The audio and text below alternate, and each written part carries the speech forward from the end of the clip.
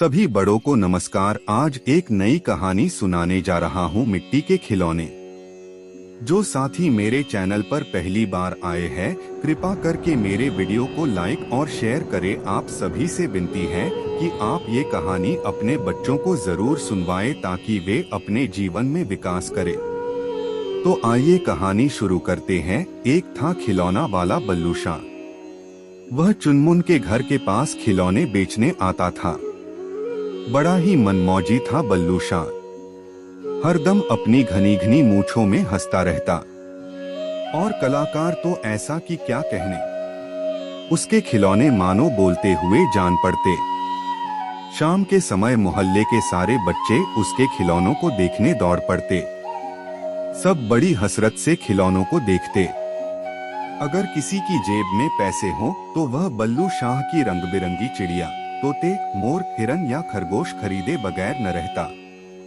चुनमुन को भी बहुत अच्छे लगते थे बल्लू शाह के बनाए हुए खिलौने।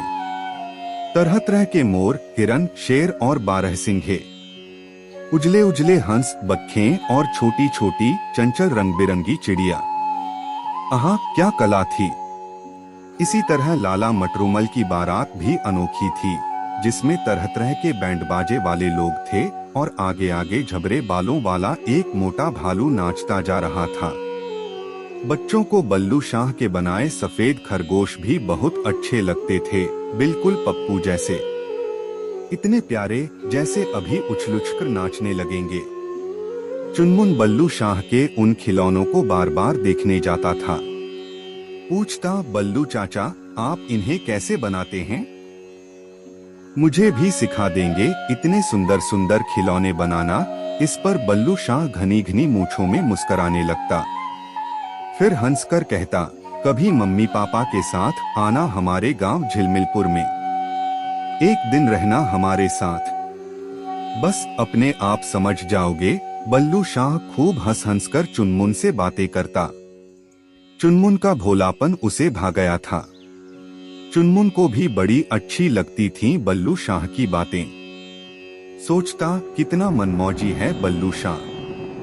लेकिन कलाकार कैसा अनोखा है। जरा भी घमंड नहीं। उम्मीद है आपको कहानी पसंद आ रही होगी। कृपा करके मेरी वीडियो को लाइक शेयर कर दे और मेरे चैनल को सब्सक्राइब कर दे। अब आगे की शेष कहानी सुनिए।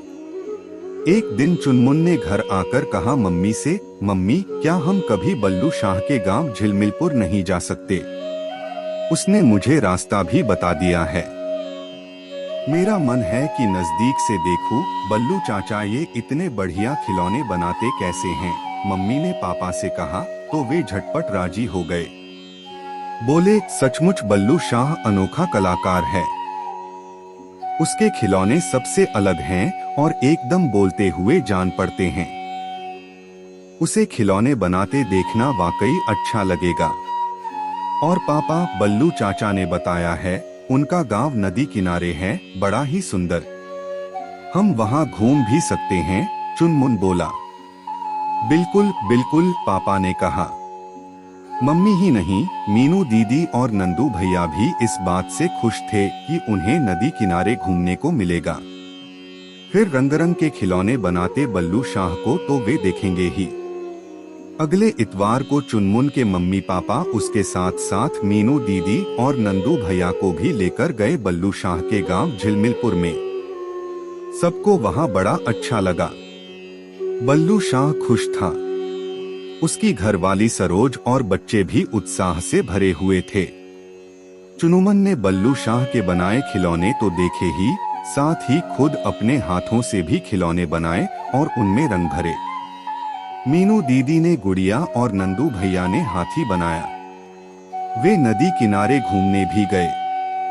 जब चुनमुन अपने मम्मी पापा के साथ झिलमिलपुर से लौट रहा था, उसकी गोदी में दो लंबे लंबे कानों वाले बड़े ही खूबसूरत खरगोश थे।